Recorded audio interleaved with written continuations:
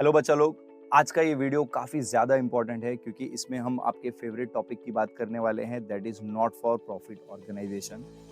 याद रखने वाली बात यह है कि ये कंपलसरी चैप्टर है, कोई ऑप्शन नहीं है। क्वेश्चन नंबर 6 इसके ऊपर आता है 12 मार्क्स के लिए, प्लस ऑब्जेक्टिव में अलग से पूछेगा। अब यहाँ पे आपको पहले तो ये याद रखना है कि एनपीओ होता क्या है। It is not for profit organisation. ऐसे ऑर्गेनाइजेशन जिनका प्राइमरी मोटिव प्रॉफिट कमाना नहीं है, उनको हम एमपीओ बोलते हैं। एंड अगर आपको फाइनल अकाउंट आता है तो इसको समझने में काफ़ी आसानी होगी, बिकॉज देखो डिफरेंस सिर्फ क्या है, फाइनल अकाउंट आप जो करते हो वो होता है बिजनेस ऑर्गेनाइजेशन का, और यहाँ पे जो आप फाइनल अकाउंट करने वाले हो वो होता है नॉट फॉर प्रॉफिट ऑर्गेनाइजेशन का। अब एक बेसिक डिफरेंस समझना होगा कि जो फाइनल अकाउंट होता है उसके क्वेश्चन में आपको ट्रायल बैलेंस दिया होता है और कुछ प्यारे प्यारे से एडजस्टमेंट। यहाँ पे ट्रायल बैलेंस नहीं होगा, यहाँ पे क्वेश्चन में आपको दिया होगा रिसिप्ट एंड पेमेंट अकाउंट, और यहाँ पे भी आपको प्यारे प्यारे से एडजस्टमेंट जो आपकी नींदें खराब कर सकते हैं। ठीक है, अब पहले बात करते हैं रिसिप्ट पेमेंट अकाउंट क्या होता है। बच्चा याद रखना है, it is nothing but summary of cash and bank account. Cash and bank का समरी है। तो ये आपको क्या शो करता है कि ड्यूरिंग द ईयर ऑर्गेनाइजेशन को कहां कहां से पैसा आया, यानी कि रिसिप्ट साइड पे आपको ये चीज पता चलेगी, और पेमेंट साइड पे आपको पता चलेगा ऑर्गेनाइजेशन का पैसा ड्यूरिंग द ईयर कहां कहां गया है। ठीक है, और उसके अलावा यहाँ पे कुछ एडजस्टमेंट्स होंगे। सॉल्व करते समय आपको एक तो प्रिपेयर करना है income and expenditure for the year and, and साथ ही साथ आपको बैलेंस शीट प्रिपेयर करनी है ईयर के एंड की, balance sheet as on 31 March. Okay, अब जो सबसे सुनने के लिए बहुत छोटा कॉन्सेप्ट लगता है, बट अगर तुमने ये अच्छे से समझ लिया ना तो तुम्हारा एनपीओ का जो सबसे दिक्कत वाला कॉन्सेप्ट है ना, सब्सक्रिप्शन, वो तुमको समझ में आ जाएगा। तो बहुत ध्यान से समझना। देखो, इनकम एंड एक्सपेंडिचर के डेबिट में हम क्या रिकॉर्ड करते हैं, एक्सपेंडिचर, क्रेडिट में हम रिकॉर्ड करते हैं इनकम। बट अगर मैं प्रिसाइजली बोलूं तो आपको ये याद रखना है कि इनकम एंड एक्सपेंडिचर के डेबिट में हम करंट ईयर का एक्सपेंसेस रिकॉर्ड करेंगे और क्रेडिट में करंट ईयर का इनकम रिकॉर्ड करेंगे। अब आप बोलोगे सर इतना एम्फेसाइज क्यों कर रहे हो, ये तो हमको पता है। बच्चा, यही तो समझने वाली बात है कि सपोज आपको पेमेंट साइड पे एक एंट्री दिया है बाय सैलरी, एंड आपने ड्यूरिंग द ईयर 1,20,000 पे किया है। अब होता क्या है, ये जो पेमेंट आपको दिख रहा है ना बच्चा, ये पेमेंट करंट ईयर का भी हो सकता है, प्रीवियस ईयर का भी हो सकता है, नेक्स्ट ईयर का भी हो सकता है। आपने पैसा इस साल पे किया है, बट वो पेमेंट किसी भी ईयर को हो सकता है। लेकिन जब आप एक्सपेंडिचर में लिखोगे, यहाँ पे जब आप सैलरीज लिखते हो, तो आपको सिर्फ और सिर्फ करंट ईयर का सैलरी शो करना है। आप इसमें प्रीवियस ईयर या नेक्स्ट ईयर का खर्चा नहीं दिखा सकते। अब आपको एडजस्टमेंट में सपोज एक इन्फॉर्मेशन दी गई है जिसमें बोला है ये जो 1,20,000 का सैलरी है ना, इसमें से 10,000 रुपया प्रीवियस ईयर का पे किया है। तो मुझे बताओ, प्रीवियस ईयर का खर्चा क्या हम करंट ईयर में दिखा सकते थे? Answer is no. तो आपको यहाँ से सब्ट्रैक्ट करना पड़ेगा आउटस्टैंडिंग ऑफ प्रीवियस ईयर। समझ में आ रहा है? वो सब्सक्रिप्शन वाला पार्ट में ऐसे ही कुछ होता था, करेक्ट? तो 10,000 हम यहाँ से हटा देंगे। क्यों हटा रहे हैं, आई होप आपको समझ में आ रहा होगा। देन उसी तरीके से 1,20,000 में अपने को और एडजस्टमेंट दिया है और बोला है कि 5,000 रुपया अगले साल का है, तो वो भी आप यहाँ पे नहीं दिखा सकते हो, तो आपको वो भी हटाना पड़ेगा कि भाई हमको अगले साल का जो भी एडवांस मिला है वो आप हटा के छोड़ दो। तो बेसिकली अगर करंट ईयर के पेमेंट में कुछ भी पिछले साल या अगले साल का इंक्लूडेड है, वो आपको सब्ट्रैक्ट करना है, सिंपली आप याद रखो। एंड उसके अलावा अगर कोई करंट ईयर का आउटस्टैंडिंग दिया है, ठीक है, outstanding of current year, basically current year का आउटस्टैंडिंग मतलब करंट ईयर का खर्चा, बट अभी तक आपने पे नहीं करा, भले पे नहीं करा, खर्चा तो इस साल का है ना, तो आपको ऐड करके तो दिखाना ही पड़ेगा। सपोज 5,000 है, तो मैं सिर्फ आपको क्या समझाना चाहता हूँ, आप सिर्फ इतना ध्यान में रखो कि यहाँ पे जब भी आप एक्सपेंडिचर या फिर इनकम लिखोगे, you have to consider this कि we have to show only current year expenses and income. Previous year, next year का खर्चा और इनकम यहाँ पे नहीं आ सकता। ठीक है, और उसके अलावा बैलेंस शीट हमको पता है, लेफ्ट साइड पे लाइबिलिटीज आता है, राइट साइड पे क्या आता है, असेट्स। ठीक है, लाइबिलिटी मतलब एनीथिंग पेएबल, असेट में क्या आएगा, अगर आपके पास कोई भी प्रॉपर्टी आप ओन करते हो या फिर कुछ भी रिसीवेबल है, वो भी आपके लिए असेट है। लेकिन एक और चीज का ध्यान रखना पड़ेगा, कभी कभी इस क्वेश्चन में आपको ओपनिंग बैलेंस शीट भी प्रिपेयर करनी पड़ सकती है। ओपनिंग बैलेंस शीट मतलब ईयर के स्टार्ट का बैलेंस शीट बोल सकते हो, या प्रीवियस ईयर का जो क्लोजिंग है वही करंट ईयर का ओपनिंग बैलेंस शीट बनेगा। बट द पॉइंट इज, ये हर सम में करने की जरूरत नहीं है, सिर्फ कब किया जाता है, जब आपके क्वेश्चन में कैपिटल फंड मिसिंग होता है। लेकिन अगर आप पास्ट के पेपर देखोगे तो यूजुअली आपको कैपिटल फंड दिया होता है, तो इसकी जरूरत नहीं पड़ेगी। बट फिर भी सेफर साइड एक दो सम तो एटलीस्ट इसके भी करके जाना, ताकि रिस्क ना हो। ठीक है, देन अब हम सारे सम्स बैठ के नहीं सॉल्व कर सकते, उतना टाइम ही नहीं है हमारे पास, तो हम डिस्कस करेंगे इस चैप्टर का सबसे इंपॉर्टेंट मुद्दा, that is subscription. And I try कि जो हमारा बोर्ड का टेक्स्ट बुक है उसके रिलेटेड सम आप देखोगे तो एग्जाम में बहुत पूछता है, तो उसी में से आई ट्राई के जितने भी सम्स है सबका सब्सक्रिप्शन वाला पार्ट में कवर करवा दूं इसमें, ठीक है। तो ध्यान से देखिए, सबसे पहले हम डिस्कस करेंगे क्वेश्चन नंबर 7 का सब्सक्रिप्शन वाला पार्ट, ठीक है। अब यहाँ पे आप देखोगे तो आपको सब्सक्रिप्शन दिया है रिसीव साइड पे 5000 एंड ऑब्वियसली रिसीव साइड पे सब्सक्रिप्शन है, मतलब ये हमारे लिए क्या है, इनकम है। और आप नीचे जाके देखोगे तो आपको बोला है subscription includes 1000 as subscription received in advance and subscription outstanding for the current year is 500। तो आपको सॉल्व करते समय क्या करना है, सबसे पहले जाके इनकम साइड पे आप दिखा दो बाय सब्सक्रिप्शन, क्या फिगर था 5000, मतलब जो रिसीव साइड पे सब्सक्रिप्शन दिया ना पहले मैंने उसकी पोस्टिंग कर दी। अब एडजस्टमेंट में अगर आप देखोगे तो आपको यहाँ पे एडजस्टमेंट में 1000 रुपीज बोल रहा है, रिसीव्ड इन एडवांस है। फिर से मैं एक बार पढ़ रहा हूँ, सब्सक्रिप्शन इंक्लूड्स, मतलब जो सब्सक्रिप्शन 5000 आपको मिला है ना, दैट इंक्लूड्स 1000 है सब्सक्रिप्शन रिसीव्ड इन एडवांस। मेरा सिंपल सवाल है बच्चा, करंट ईयर में अगर एडवांस मिला है मतलब वो अगले साल का पैसा है, तो उसको हम इस साल के इनकम में शो नहीं कर सकते, तो हम यहाँ से उस एडवांस को माइनस कर देंगे। बचा कितना, 4000। देन उसी में आपको आगे बोला है subscription outstanding for the current year. भाई करंट ईयर का आउटस्टैंडिंग है, मतलब करंट ईयर का इनकम है, तो उसको आपको ऐड करना पड़ेगा। कितना आउटस्टैंडिंग है, 500, तो आपका टोटल हो गया 4500। पहले मुझे बताइए आपको इनकम साइड का क्लैरिटी आ गया। अब सेकेंड इफेक्ट की अगर मैं बात करूं तो बच्चा ये एडवांस क्या है, इनकम, और एडवांस इनकम का सेकेंड इफेक्ट हम कहाँ दिखाएंगे, लाइबिलिटी में। तो यहाँ पे आप लाइबिलिटी में दिखा दो एडवांस सब्सक्रिप्शन, क्या अमाउंट था उसका 1000, एंड देन उसके बाद ये जो 500 है ये आपका करंट ईयर का आउटस्टैंडिंग इनकम है, मतलब मनी रिसीवेबल है, तो इसका सेकंड इफेक्ट कहाँ पे चला जाएगा, असेट साइड पे। तो मैं यहाँ पे लिख देता हूँ आउटस्टैंडिंग सब्सक्रिप्शन 500। फिलहाल इस क्वेश्चन में कैपिटल फंड दिया है तो इसकी तो जरूरत भी नहीं है, बट एनी हाउ इसका कोई इफेक्ट फिलहाल ओपनिंग बैलेंस शीट में भी नहीं आ रहा है। जहाँ पे जरूरत होगी वहां पे मैं बता दूँ। ये वाला सब्सक्रिप्शन डन। देन उसके बाद 8th वाले क्वेश्चन में सब्सक्रिप्शन वाला पार्ट नहीं है, बट ये क्वेश्चन थोड़ा इंपॉर्टेंट समझ लेना। When I am saying important does not mean कि एग्जाम में आएगा, ऐसा एग्जाम में पहले पूछा जा चुका है, तो एक बार देख के चले जाना। देन उसके बाद आप आ जाओ जल्दी से क्वेश्चन नंबर 9 पे, एंड इसका सब्सक्रिप्शन थोड़ा सा घुमा फिरा के थोड़ा सा डिफिकल्ट लेवल का मैं बोल सकता हूँ, लेकिन आसानी से समझ जाओगे अगर थोड़ा सा दिमाग यूज करोगे तो। सुनो, सबसे पहले तो एक चीज समझना, यहाँ पे आपका जो ईयर एंड हो रहा है वो हो रहा है मार्च 2019 में। इसका मतलब ईयर स्टार्ट कब हुआ रहेगा, अप्रैल 2018 में। It means 18-19 is my current year. सबसे पहले करंट ईयर आइडेंटिफाई कर लो। अब यहाँ पे दिक्कत वाली बात ये है कि आपको जो सब्सक्रिप्शन दिया है ना बेटा, वो आपको बाइफरकेट करके दिया है, मतलब टोटल आपको करंट ईयर में 75 मिला है, लेकिन आपको अंदर इंफॉर्मेशन दे दिया है कौन से ईयर का कितना है। तो हमको टोटल लिखने की जरूरत नहीं, हमारे पास जब बाइफरकेशन अवेलेबल है तो हम क्या आइडेंटिफाई करेंगे कि इसमें से करंट ईयर कौन सा है, तो करंट ईयर ये है। तो ये वाला जो सब्सक्रिप्शन है ये जाएगा इनकम में। पहले ये वाला पॉइंट क्लियर है, जब भी बाइफरकेशन अवेलेबल रहेगा तो जो करंट ईयर का सब्सक्रिप्शन है उसको आप इनकम में दिखा दो। और ये जो दोनों दिख रहा है, एक तो प्रीवियस ईयर का, एक तो उससे भी प्रीवियस ईयर का, इसका मतलब पहले ये आउटस्टैंडिंग था पिछले साल तक, बट इस साल आपको मिल गया। तो अगर पिछले साल आउटस्टैंडिंग था, इस साल मिल गया, तो इसका तो अब हमको कुछ करने की जरूरत नहीं, करेक्ट। लेकिन बच्चा एक चीज का ध्यान रखना, जरा नीचे जाओ और इस क्वेश्चन में देखो आपको कैपिटल फंड कहीं नहीं दिया है, करेक्ट। तो कैपिटल फंड नहीं दिया है तो ऑब्वियसली इस क्वेश्चन में तो आपको ओपनिंग बैलेंस शीट का बारे में भी सोचना पड़ेगा, क्या इफेक्ट्स आएगा।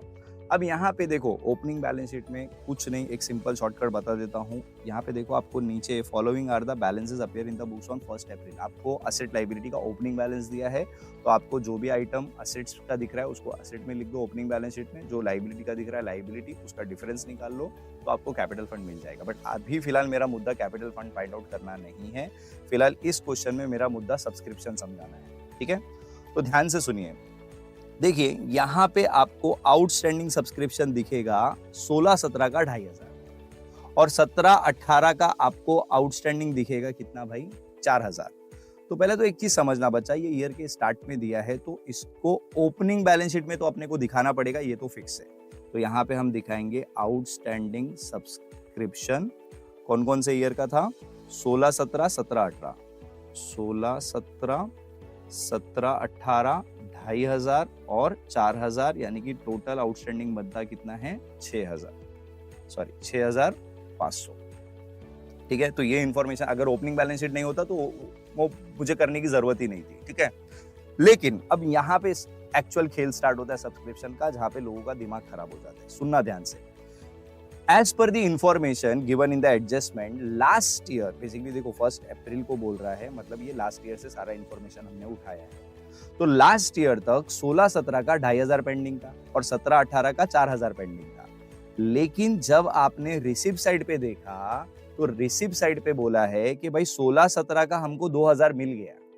मतलब पिछले साल तक आउटस्टैंडिंग था, इस साल 2,000 मिल गया। लेकिन एक चीज समझना, पिछले साल तक 2,500 आउटस्टैंडिंग था, आपको मिला 2,000 है। इसका मतलब अभी भी 500 मिलना बाकी है। स्टिल रिसीवेबल इन करंट ईयर में भी मिलना बाकी है।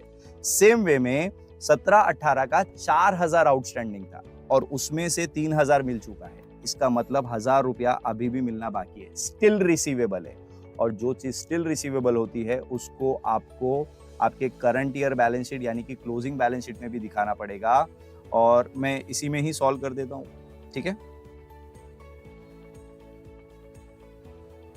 तो यहां पे आप जाके दिखाओ आउटस्टैंडिंग सब्सक्रिप्शन 16-17 का कितना पेंडिंग है अभी भी 500, 17-18 का कितना पेंडिंग है अभी भी 1,000।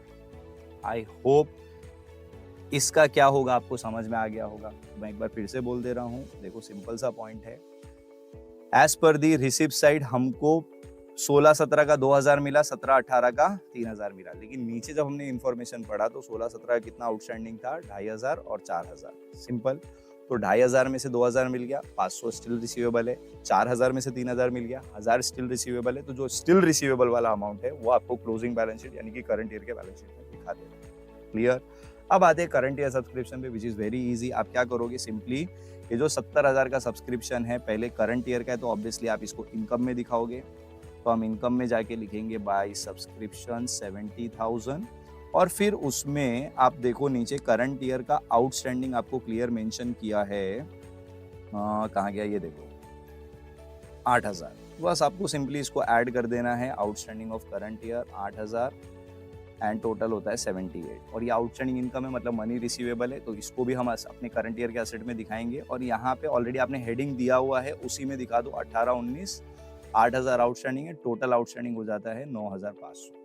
अच्छा, एक और चीज है, इस सम में आप देखना आपको थर्ड वाला जो इन्फॉर्मेशन है ना वो जस्ट एवे ही दिया हुआ है, इसका कोई यूजफुल चीज निकल के नहीं आता, बिकॉज ये चीज हमने ऑलरेडी कंसीडर कर ली है।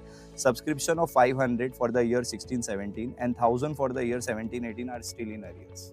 वो तो हमने ऑलरेडी लिख दिया ना, हमने इसको और उसको कंपेयर करके ये चीज तो पहले ही पता कर दी।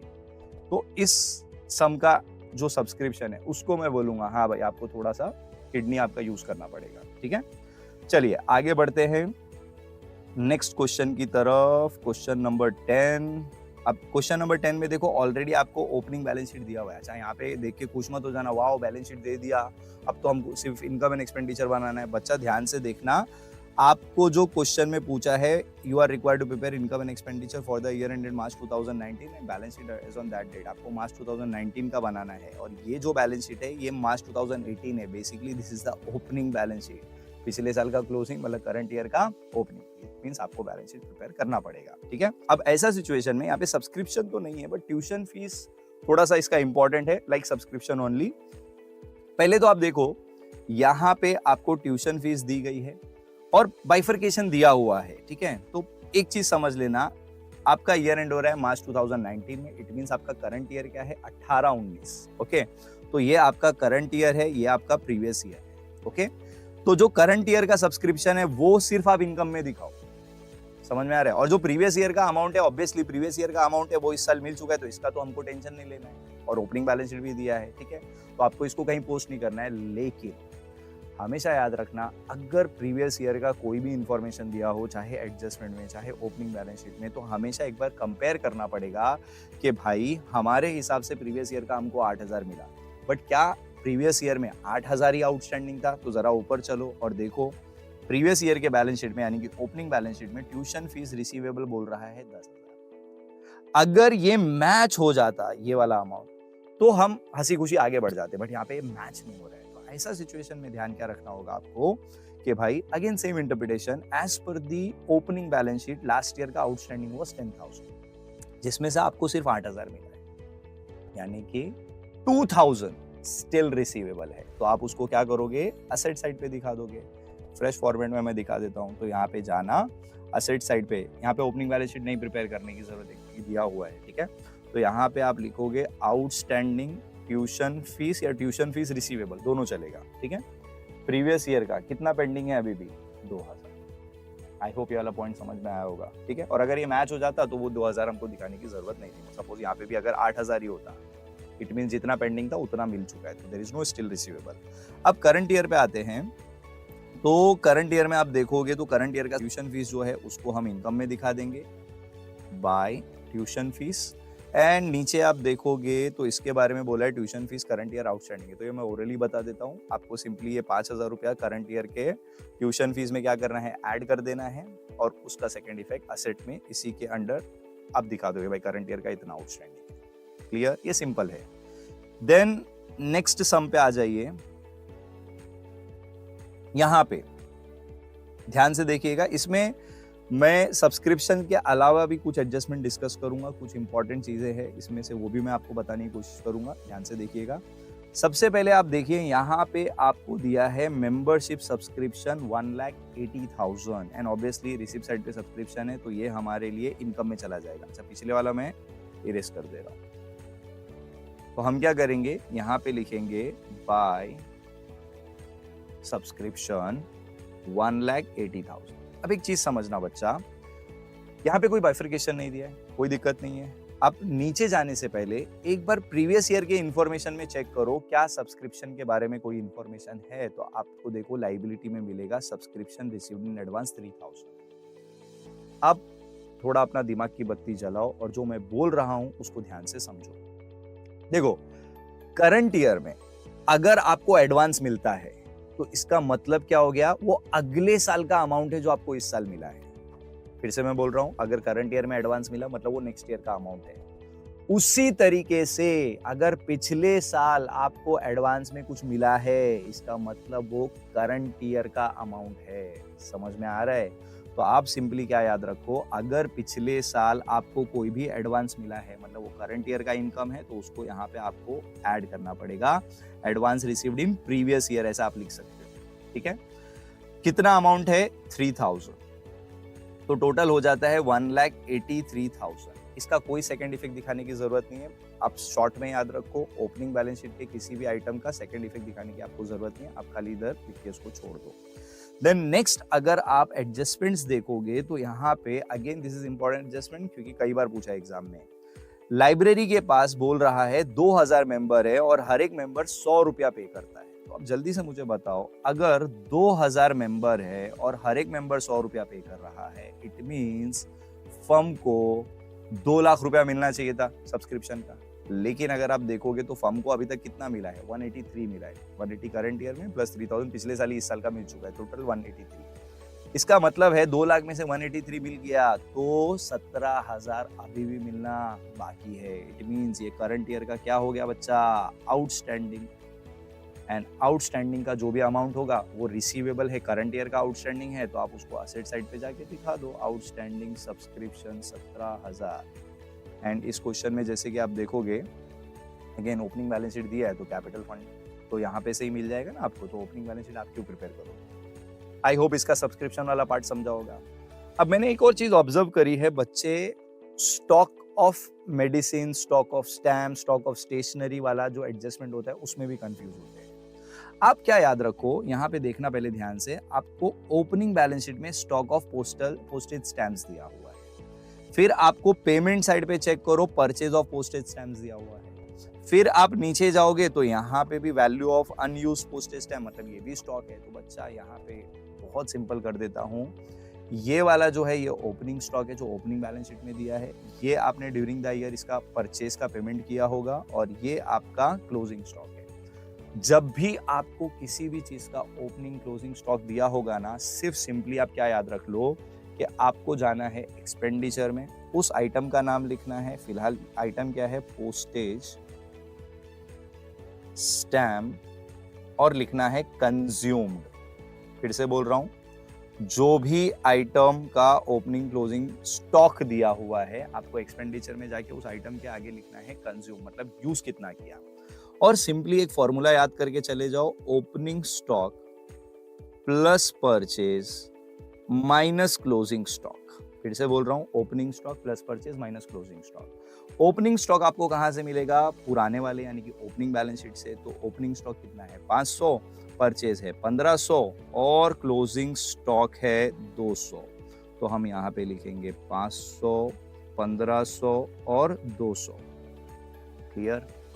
अब एडलेस कर दो, कितना बचेगा भाई? 1800। बेसिकली हमारे पास ऑलरेडी इतना पोस्टेज स्टैम्प्स था, हमने इतना खरीदा, तो टोटल साल में 2000 का स्टैम्प हमारे पास था, लेकिन उसमें से 200 अनयूज्ड है, मतलब वो बच गया ना बच्चा। तो जो चीज़ बच गया ऑब्वियसली वो हमारा इस साल का खर्चा नहीं है, वो हम अगले साल यूज करेंगे, इसके लिए मैंने उसको हटा दिया। आप simple opening stock plus purchase minus closing stock करके चले जाओ। अब नेक्स्ट पॉइंट ये उठता है कि सर सेकेंड इफेक्ट का क्या? तो सिंपली याद रखना है, जो ये क्लोजिंग स्टॉक है इसका आपको सेकेंड इफेक्ट दिखाना है सिर्फ। और क्लोजिंग स्टॉक मतलब ईयर के एंड का स्टॉक है, तो आप जाके अपने क्लोजिंग बैलेंस शीट में शो कर दो, स्टॉक ऑफ पोस्टेज स्टैम्प्स कितना बचा था? 200। क्वाइट इजी, ठीक है। अच्छा, इसके अलावा एक और पॉइंट आपको समझा देता हूं इसमें से, it is related to depreciation का कॉन्सेप्ट। ध्यान से समझना, मैं एक का बताऊंगा, दूसरा फर्नीचर वगैरह का आप खुद देख लेना। यहाँ पे आप देखोगे तो आपको बुक्स दिया है 6,50,500 का ओपनिंग बैलेंस शीट में। तो कभी भी याद रखना है, जब आप अपने बैलेंस शीट में असेट दिखाते हो, books by the way asset में आता है, ठीक है, आपको पहले उसका ओपनिंग दिखाना है विच इज 6,50,500। क्लियर? फिर आप क्या करो, पहले चेक करो कि पेमेंट साइड पे या रिसिप्ट साइड पे हमने करंट ईयर में कोई परचेज सेल किया है क्या। तो आप ये याद रखना, अगर पेमेंट साइड पे है इसका मतलब आपने बुक को, मतलब असेट को खरीदा है, और अगर रिसिप्ट साइड पे असेट का नाम आया मतलब आपने बेचा होगा, तभी आपको पैसा मिला है, ठीक है। तो यहाँ पे 1 लाख का आपको परचेज दिया हुआ है, तो 1 लाख का परचेज है, तो ऑब्वियसली पहले से हमारे पास ओपनिंग बैलेंस था और हमने कुछ नया परचेज किया है, तो वो हम इसमें ऐड कर देंगे। कितना था भाई? 1 लाख। 1 लाख ऐड करके आपका फिगर कितना हो जाएगा? 7,50,500। क्लियर? अब देखो नीचे यहाँ पे बोला है बुक्स पे डेप्रीसिएशन लगाने के लिए कितना परसेंट? 20%। ठीक है बच्चा, ध्यान से समझो कि जब आप डेप्रीसिएशन लगाओगे तो ये जो ओपनिंग बैलेंस है ना बच्चा, ये आपके पास ईयर के स्टार्ट से बुक्स है, तो इस पे आपको पूरे के पूरे 12 मंथ्स का डेप्री लगाना है। और जब आप इस पे डेप्री कैलकुलेट करोगे, यानी कि ये 1 लाख पे, तब आप कितने का डेप्री कैलकुलेट करोगे? सिर्फ 6 महीने का। क्यों 6 महीने का? ध्यान से समझ लेना, बिकॉज जो बुक्स है वो आपने कब खरीदी है? अक्टूबर में खरीदी। तो अक्टूबर से लेके आप मार्च काउंट करोगे, अक्टूबर, नवंबर, दिसंबर, जनवरी, फरवरी एंड मार्च, तो आपका 6 महीना होता है। तो 6 महीने का डेप्री लगा दो। तो आपको दोनों डेप्री अलग अलग कैलकुलेट करके फिर उसका टोटल फिगर यहां से डेप्रीसिएशन में माइनस करके दिखाना है। आई होप ये वाला पॉइंट अच्छे से समझा होगा। चलो इसका कैलकुलेशन भी एक बार देख लेते हैं। डेप्री ऑन बुक्स, पहले बात करेंगे ओपनिंग, फिर जो हमने नया परचेज किया उसकी ओपनिंग वैल्यू कितनी थी, एक बार देख लेता हूँ फिर से, 6,50,500, और जो हमने नया खरीदा उसकी वैल्यू है 1 लाख। तो आपको करना क्या होगा, इस पे लगाना है, कितना परसेंट डेप्री था? 10%। लेकिन कितने महीने के लिए? पूरे 12 मंथ्स के लिए। तो कितना आएगा? 65,050 रुपीज। एंड देन जब आप इस पे 1 लाख पे डेप्री लगाओगे, इस पे भी आपको 10% डेप्री ही लगाना है, लेकिन सिर्फ कितने महीने के लिए? 6 महीने के लिए, जो कि कितना आएगा? 5,000। क्लियर है ये वाला पॉइंट? आप कैलकुलेशन कटवट करके आप देख लेना, ठीक है। इसका अगर मैं टोटल करूं तो होता है 70,050 रुपीज। ये टोटल डेप्रीसिएशन हम यहां से सब्ट्रैक्ट करेंगे 70,050 रुपीज। फिर से बोल रहा हूं एक बार, अगर आपको जो नया परचेज किया उसका डेट दिया है तो उस पे एज पर दी डेट डेप्री लगेगा। कितने महीने यूज किया उस पे डिपेंड करता है। लेकिन अगर ये डेट वगैरह नहीं देता तो हम डायरेक्टली इस टोटल पे 10% डेप्री निकाल देते हैं। अब ये डेप्री का सेकंड इफेक्ट, आप इतने तो समझदार हो, किधर दिखाएंगे? पीएनएल के डेबिट में कितना डेप्री आ जाएगा? 70,050 रुपीज। डन। तो इस क्वेश्चन में कुछ ज्यादा इंपॉर्टेंट चीजें थी तो इसलिए मैंने सारी डिस्कस कर ली। सम नंबर 12 देख लेना, ये भी अच्छा इंटरेस्टिंग है। और एक चीज यहाँ पे आप देखोगे तो आपको कैपिटल फंड नहीं दिया है, तो you have to prepare opening balance sheet, ठीक है। अब इसमें आप देखो और ट्राई के ये सॉल्व करो कि जिस एडजस्टमेंट में ओपनिंग बैलेंसेस दिए ना, पहले उसका कहाँ पे क्या आइटम जाएगा वो पहले ही समझ लेना। अब जैसे कि यहाँ पे आउटस्टैंडिंग सब्सक्रिप्शन दिया है, तो पहले तो मुझे बताओ ये पिछले साल का आउटस्टैंडिंग है, करेक्ट। तो हम क्या करेंगे, इसको पहले ओपनिंग बैलेंस शीट में दिखाएंगे।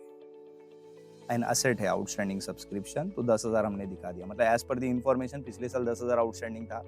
अब जरा रिसीव साइड पे आ जाओ, और रिसीव साइड पे आप देखोगे तो यहाँ पे आपको दिया है सब्सक्रिप्शन 72, एंड ऑब्वियसली जो सब्सक्रिप्शन दिया है तो हम उसको इनकम में दिखा देंगे बाय सब्सक्रिप्शन 72,000, और उसके ब्रैकेट में कुछ इंफॉर्मेशन है, उसको ध्यान से देखिए। इंक्लूड 8,000 फॉर 1670 मतलब पिछले साल का।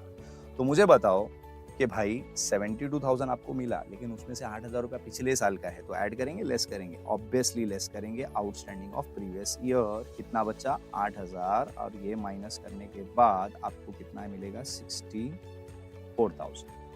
क्लियर है ये वाला पॉइंट, ठीक है। लेकिन कहानी यहाँ पे खत्म नहीं है। थोड़ी देर पहले जब मैंने ओपनिंग बैलेंस शीट में दिखाया as per the information last year का आउटस्टैंडिंग कितना था 10,000, लेकिन जब हमने रिसिप्ट साइड पे लिखा, इनकम में रिसिप्ट साइड पे देखा और इनकम में लिखा कि भाई 72,000 अपने को मिला है, जिसमें से पिछले साल का सिर्फ 8,000 ही मिला है। इसका मतलब क्या हो गया कि पिछले साल का 2,000 अभी भी मिलना बाकी है। तो बाकी है तो वो कहाँ दिखाओगे, करंट ईयर के भी एसेट में दिखाओगे, स्टिल रिसीवेबल है ना। तो यहाँ पे दिखा देना आउटस्टैंडिंग सब्सक्रिप्शन प्रीवियस ईयर का कितना बाकी है, तो यहाँ पे आप ईयर भी मेंशन कर सकते हो 16-17। और उसके अलावा करंट ईयर का आउटस्टैंडिंग दिया है क्या सब्सक्रिप्शन, देखो 6,000। तो आपको क्या करना है, इसको उठा के यहाँ पे दिखा देना। अच्छा एक और चीज़, अभी का जो टेक्स्ट बुक है उसमें एक और चेंजेस है। यहाँ पे बोला है outstanding subscription for the current year was due 6,000, मतलब ये टोटल आउटस्टैंडिंग दिया है। इसमें आगे कंटिन्यूएशन है, जिनके पास न्यू बुक रहेगा वो देख सकते हैं, इंक्लूडिंग 2,000 ऑफ प्रीवियस ईयर। इसका मतलब ये 6,000 पूरा करंट ईयर का नहीं है, इसमें जो 2,000 अभी मैंने बताया ना स्टिल रिसीवेबल है, वो भी मिला के दिया हुआ है। समझ में आ रहा है। तो करंट ईयर का आउटस्टैंडिंग सिर्फ 4,000 है, वो स्टेटमेंट पूरा पढ़ लेना एक बार। तो यहाँ पे हम क्या करेंगे, जब करंट ईयर का आउटस्टैंडिंग ऐड करेंगे वहां पे 4,000 आप ऐड कर दो। क्लियर। 4,000 ऐड करके ये कितना हो जाएगा 68, and this is outstanding income, तो ये भी जाएगा असेट में। यहाँ पे मेंशन कर देना करंट ईयर का कितना 4,000, तो टोटल आउटस्टैंडिंग 6,000, ये तुमको एडजस्टमेंट में मेंशन किया। क्लियर। चलो और आगे बढ़ते हैं। सम नंबर 13 में सब्सक्रिप्शन कुछ ऐसा डिफिकल्ट है नहीं, सिर्फ इसमें मैं बता देता हूँ, ध्यान से समझ लेना एक चीज कि यहाँ पे भी अगर आप चेक करोगे तो आपको शायद कैपिटल फंड नहीं दिया गया है, करेक्ट है ना। तो आप सिर्फ ये याद रखो कि जो प्रीवियस ईयर वाला अमाउंट है, मतलब ये प्रीवियस ईयर में आउटस्टैंडिंग था और इस साल आपको मिला है, और पिछले साल के इंफॉर्मेशंस में आप चेक करो, आपको कुछ भी सब्सक्रिप्शन के बारे में नहीं बोला है, तो आप ये याद रखना इसको ओपनिंग बैलेंस शीट के एसेट में दिखा देना। इसका मतलब पिछले साल इतना ही आउटस्टैंडिंग था, and why asset, because outstanding income है। तो जब भी आप ओपनिंग बैलेंस शीट बना रहे हो, प्रीवियस ईयर का जो भी आउटस्टैंडिंग आपको इस साल मिला है, इस साल आपको इसका कुछ नहीं करना है, बट प्रीवियस ईयर के बैलेंस शीट में दिखा देना जब बाइफरकेशन आपके पास अवेलेबल है तो। और ये आपका करंट ईयर का सब्सक्रिप्शन है, इसको आप इनकम में दिखा देना। तो आप जाओ फ्रेश में दिखा देता हूँ, यहाँ पे लिखो आउटस्टैंडिंग सब्सक्रिप्शन पिछले साल का कितना पेंडिंग था भाई 4,000, और फिर करंट ईयर का जो भी सब्सक्रिप्शन है वो आप यहाँ पे शो कर दो, और वो कितना था 2,30,000। एंड देन उसके बाद आप देखोगे नीचे सेम वो नंबर ऑफ मेंबर वाला दिया था, याद है 5,000 मेंबर है, हर मेंबर 50 रुपया पे कर रहा है। तो 5,000 लोग अगर 50 रुपया पे करेंगे तो 2.5 लाख होता है, लेकिन इन्होंने हमको सिर्फ अभी तक 230 पे किया है। इसका मतलब आउटस्टैंडिंग ऑफ करंट ईयर कितना हो गया 20,000। इसको उठा के आप अपने करंट ईयर के एसेट में दिखा दो, आउटस्टैंडिंग सब्सक्रिप्शन करंट ईयर का कितना आउटस्टैंडिंग है 20,000। क्लियर। ध्यान से एक बार देख लीजिए, और देखिए सिर्फ देखने से काम नहीं होने वाला है, आपको प्रैक्टिस करना पड़ेगा, ठीक है। चलो उसके बाद आगे बढ़ते हैं, नेक्स्ट सब्सक्रिप्शन वाला पार्ट। हाँ, अभी इस क्वेश्चन में आप देखो सम नंबर 14 में आपको लास्ट ईयर के बैलेंस शीट में सब्सक्रिप्शन आउटस्टैंडिंग दिया है 8,500 और नीचे बाइफरकेशन ऑलरेडी इन्होंने करके दिया है। और बाइफरकेशन में एक चीज समझ लेना, हमारा जो करंट ईयर है वो है 18-19, ये वाला ध्यान से देखना। तो इसमें क्या हो गया, ये मेरा करंट ईयर है, ये मेरा प्रीवियस ईयर है और ये मेरा नेक्स्ट ईयर। अब जो नेक्स्ट ईयर वाला है, और पहले तो करंट ईयर की बात करते, करंट ईयर वाला किधर जाएगा, इनकम में। जो नेक्स्ट ईयर वाला है बच्चा, सिंपल सा पॉइंट है, नेक्स्ट ईयर का इनकम इस साल मिल गया तो आप डायरेक्ट उसको कहाँ दिखा दो, लाइबिलिटी। जब बाइफरकेशन अवेलेबल है तो हमको एडलेस करने की जरूरत नहीं है, बिकॉज हम करंट ईयर में सिर्फ करंट ईयर का फिगर ही लिखने वाले हैं, ठीक है। तो जो एडवांस वाला है उसको सिर्फ आप लाइबिलिटी में दिखा दो, और उसके ऊपर वाला जो है बेसिकली वो प्रीवियस ईयर का है, तो वो ओपनिंग बैलेंस शीट एसेट में होना चाहिए, क्योंकि आपको दिया है तो एक बार चेक कर लो वहां जाके। जब आप वहां पे देखोगे तो ओपनिंग बैलेंस शीट में आउटस्टैंडिंग सब्सक्रिप्शन 8,500 दिया है, मतलब ये मैच नहीं हो रहा है। तो अगेन लास्ट ईयर 8,500 आउटस्टैंडिंग था, जिसमें से 2,000 मिल गया, इसका मतलब 6,500 अभी भी मिलना बाकी है। तो फ्रेश लेते हैं और उसमें लिख देता हूं मैं, आउटस्टैंडिंग सब्सक्रिप्शन प्रीवियस ईयर का 8,500 मिलना बाकी है। सॉरी, कितना भाई, 8,500 था, 8,500 में से 2,000 मिल गया तो 6,500 मिलना बाकी है, ठीक है। और जो करंट ईयर वाला है उसको आप इनकम में शो कर दो, कितना है करंट ईयर का, 45,000। और जो नेक्स्ट ईयर वाला है उसको आप लाइबिलिटी में एज एडवांस सब्सक्रिप्शन शो कर दो, विच इज 3,000। तो मैं फिर से एक बार रिपीट कर रहा हूं, प्रीवियस ईयर का जो भी, जब आपको ऐसा तीनों साल का बाइफरकेशन दिया है, प्रीवियस ईयर का जो भी है उसको पहले आप ओपनिंग बैलेंस शीट से या इंफॉर्मेशन से कंपेयर करो कि भाई जितना आउटस्टैंडिंग था उतना ही मिला है कि उससे कम मिला है। अगर कम मिला है तो जो डिफरेंस है वो स्टिल रिसीवेबल है, उसको आपको करंट ईयर के एसेट में दिखाना पड़ेगा कि भाई पिछले साल का अभी भी 6,500 मिलने का बाकी है। पहले प्रीवियस ईयर का कॉन्सेप्ट क्लियर है। करंट ईयर वाला जो भी सब्सक्रिप्शन है वो बिंदास उठा के इनकम में लिखने का, उसका कोई टेंशन नहीं लेना है। और जो एडवांस सब्सक्रिप्शन है उसको उठा के लाइबिलिटी में दिखा देना है। डन। देन उसके बाद आप नीचे चेक करो, आपको इंफॉर्मेशन में मिलेगा करंट ईयर का आउटस्टैंडिंग 18-19 3,000। तो इसको हम क्या करेंगे भाई, अपने करंट ईयर के इनकम में ऐड कर देंगे। आउटस्टैंडिंग 45,000 इनर कॉलम, और करंट ईयर का आउटस्टैंडिंग कितना है, 3,000, टोटल होता है 48,000। और ये जो 3,000 है इसको उठा के हम अपने करंट ईयर के एसेट में दिखा देंगे। करंट ईयर का आउटस्टैंडिंग कितना था, 3,000, तो टोटल आउटस्टैंडिंग कितना हो गया, 9,500। डन। अब आगे बढ़ते हैं। इसमें सब्सक्रिप्शन नहीं है, ट्यूशन फीस सेम सब्सक्रिप्शन जैसा ही है, कुछ ऐसा इसमें अलग नहीं है, तो एक बार इसको भी सॉल्व कर लीजिए। एंड देन आप और नीचे जाओगे, सब नंबर 16 में ध्यान रखना है, सिर्फ हमको इनकम एंड एक्सपेंडिचर पूछा, और ऐसा बोर्ड एग्जाम में भी आया, सिर्फ इनकम एंड एक्सपेंडिचर पूछा है। तो उस सिचुएशन में आपको ये याद रखना है कि जो करंट ईयर वाला है इसको आप इनकम में दिखाओगे, ये प्रीवियस ईयर का है तो ऑब्वियसली ये ओपनिंग बैलेंस शीट एसेट का पार्ट है, बट ये हम लोग नहीं प्रिपेयर कर रहे तो कोई टेंशन नहीं है। और ये तुम्हारा एडवांस सब्सक्रिप्शन है, मतलब ये लाइबिलिटी में जाएगा, करंट ईयर के लाइबिलिटी, बट ये भी तो आप प्रिपेयर नहीं कर रहे तो इसका भी टेंशन नहीं लेना है। तो सिर्फ आप क्या करोगे, ये 83,000 इनकम में दिखाओगे। बहुत आसान हो जाता है जब सिर्फ इनकम एंड एक्सपेंडिचर पूछता है। तो आप क्या दिखाओगे, इसको इनकम में दिखाओगे, और इसमें जो भी आपका करंट ईयर का आउटस्टैंडिंग 7,000 है वो आप ऐड करके छोड़ दो, सिंपल, ठीक है। और उसका second effect obviously outstanding income है तो एसेट में चला जाएगा। इसमें भी जो सब्सक्रिप्शन का पार्ट है वो हम प्रीवियस क्वेश्चन में कवर कर चुके हैं। यहाँ पे आप देख लो चाहिए तो एक बार, कि भाई सब्सक्रिप्शन हमको 90,000 दिया है, ब्रैकेट में बोलता है 4,000 प्रीवियस ईयर का इंक्लूडेड है, तो ये 4,000 हम माइनस कर देंगे। लेकिन प्रीवियस ईयर में देखो एग्जैक्टली 4,000 ही दिखा रहे हैं, मतलब there is no still receivable, जितना पेंडिंग था उतना मिल गया। और फिर करंट ईयर का जो भी आउटस्टैंडिंग वगैरह जो भी नीचे दिया होगा वो आपको ऐड कर देंगे। सिंपल क्वेश्चन है, आप आराम से कर सकते हो। अब एक नेक्स्ट आता है ये वाला पार्ट सब्सक्रिप्शन का, आसान है, बहुत इजीली कर सकते हो आप। एक बार बता देता हूं मैं। देखो यहाँ पे क्या हो रहा है, आपको एक टेबल बना के दिया है जिसमें अगर आप देखोगे तो आपको आउटस्टैंडिंग सब्सक्रिप्शन और सब्सक्रिप्शन रिसीव्ड इन एडवांस दोनों चीज दिया हुआ है, लेकिन opening column and closing column आप सिंपली ये याद रखो भाई, ये करंट ईयर और सॉरी ये प्रीवियस ईयर और ये करंट ईयर। इसका मतलब क्या हो गया कि ये जो आपको आउटस्टैंडिंग दिख रहा है ये प्रीवियस ईयर से आया है, प्रीवियस ईयर का आउटस्टैंडिंग है। ये कौन से ईयर का है, करंट ईयर का है। सेम वे में ये एडवांस प्रीवियस ईयर से आया है और ये एडवांस मेरा करंट ईयर में जो मुझे एडवांस मिला है। आप ऐसा सिचुएशन में ना बहुत इजीली सॉल्व कर सकते हो। आपको सिर्फ करना क्या होगा, जो आपको सब्सक्रिप्शन दिया है उसको उठा के पहले इनकम में दिखा दो। बाय सब्सक्रिप्शन कितना है, 1,03,000, ठीक है।